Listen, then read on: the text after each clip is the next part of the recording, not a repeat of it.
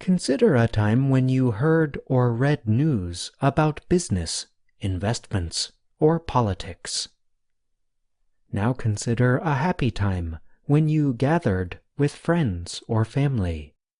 You ate food, had something to drink, and perhaps smiled and laughed. What word might appear often in discussions about our two situations, the news and the family meal? The answer is one word that comes in a verb or noun form: share. Share will be the subject of today's everyday grammar. You will learn about the word's meanings, as well as commonly used structures in everyday situations. Let's start with some definitions.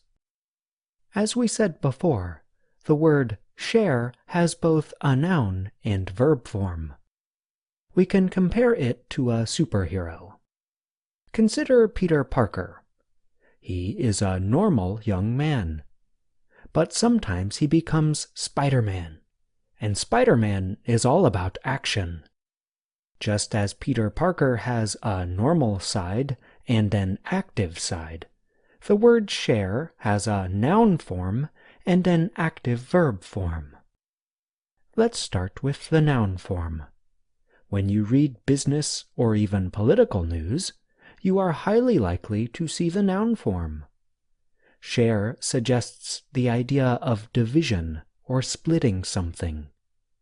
So, a share can involve value, interest, or ownership that has been divided into parts. For example, a person might buy stock shares in a company. This means that a person is buying partial ownership of a business. Anytime you read news about the stock market, for example, the value of the shares of businesses is a central point of interest. Now consider a story about a political dispute. A scandal might happen, and one politician might be forced to accept his or her share of the blame for something that went wrong. In this usage, the politician is getting an amount of something, blame, that he or she deserves or is responsible for. You might use the noun form of share when you talk about gatherings with family and friends. For example, friends might get together and decide to pay their share of the bill for a meal at a restaurant. In this case, the friends might divide the bill and pay what they owe individually. What about the verb form of share, you might ask? We often use it to talk about politics. Political parties might share power in a country, for example. We also might use the verb share to describe social gatherings. Family or friends might share food. In this case, the family or friends are coming together and dividing or splitting food among themselves. Everyone gets to eat and drink. Now we can ask the question, what are the most commonly used structures with both the noun and verb forms of share?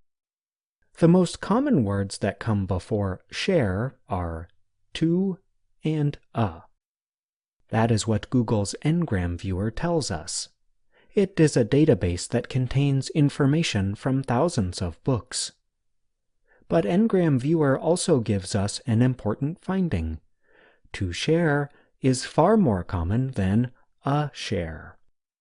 So, we are very likely to read a sentence like this: The two sides agreed to share power.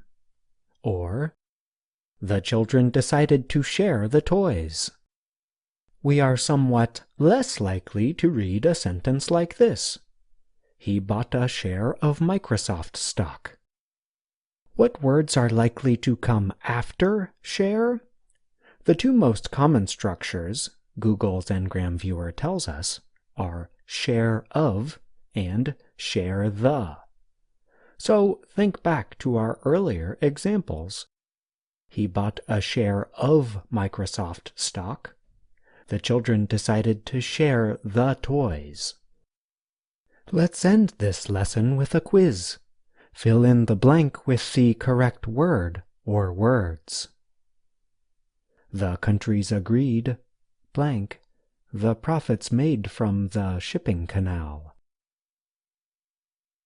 Here is one possible answer. The countries agreed to share the profits made from the shipping canal. I'm John Russell.